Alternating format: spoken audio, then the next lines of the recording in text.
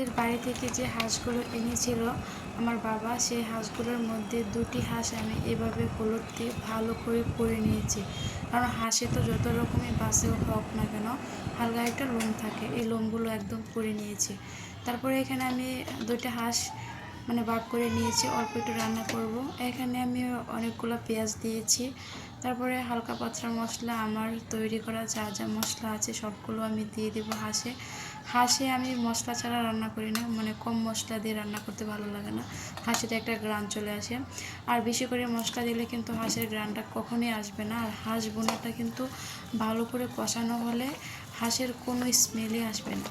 কি আমি যে হাঁস রান্না করছি কি বলতেই পারবে না, এমন সুন্দর একটা গ্রান চলে আসে। চট্টগ্রাম কিছুদিন ধরে শুধু বৃষ্টি হচ্ছে, আর ভাবলাম হাঁসের মাংসের সাথে একটু বোনা খিচুড়ি না হলে হয়। এটা বোনা খিচুড়ি না, এটা একটু ল্যাপটা খিচুড়ি হবে। বোনার মতো একটু জর্জরা হবে না, এটা একটু পানি পানি থাকবে, হালকা হালকা একটু এরকম, পাতলা খিচুড়ি বলতে হয়। এই খিচুড়িটা হাঁসের মাংসের সাথে খুবই ভালো লাগে। আর আমি খিচুড়ির রান্নার সময় হালকা পেঁয়াজ, তারপরে একটু হলুদ, একটু ধনিয়া গুঁড়া, একটু আদা রসুন বাটা সব কিছু দিয়ে একটু হাত দিয়ে মেখে তারপরে এই খিচুড়িটা আমি বসিয়ে দিই। আর এখানে আমি এই যে হাঁসের ফোড়নটা দেওয়ার জন্য হালকা কয়েকটা আবার পেঁয়াজ দিয়েছি, অল্প একটু তেল তো আগেও দিয়েছি, এই জন্য অল্প দিলাম। আর এখানে 4-5টা এলাচ, দারচিনি আর কয়েকটা তেজপাতা দিয়ে আমি ফোড়নটা সবসময় এভাবেই রান্না করি, এভাবেই দিই। আর হাঁসের মাংসের মধ্যে এভাবে ফোড়নটা দিলে আরও ভালো একটা সুন্দর একটা গ্রান আসে ফোড়নের। তারপর আমি ভালো করে চামচ দিয়ে মিশিয়ে দিব, হলুদ মশলার সাথে যেন মাংসটা ভালো করে মিশে যায়। আর এই দিকে আমি খিচুড়িটাও বসিয়ে দিয়েছি। খিচুড়িটার মধ্যে পর্যাপ্ত পরিমাণ পানি দিয়েছি, পানি তুলবে থাকবে না, শুকিয়ে যাবে একদম। আর এখানে হাঁস বোনাটার মধ্যে বারবার নেড়ে ছেড়ে দিচ্ছি, কারণ তো নিচে দিয়ে যেন লেগে না যায়।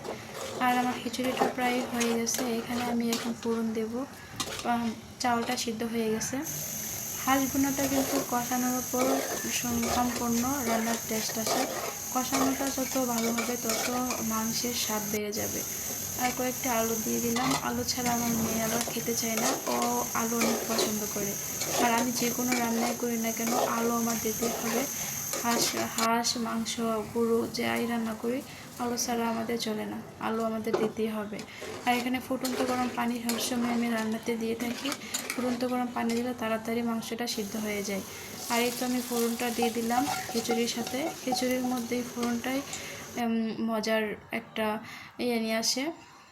ফোড়নটা দিয়েছি আমি কয়েকটা পেঁয়াজ কুচি, তারপরে 2টা শুকনো লঙ্কা, এগুলো দিয়ে ফোড়নটা দিয়েছি। আর এখানে আমার মাংসটা প্রায় হয়ে গেছে।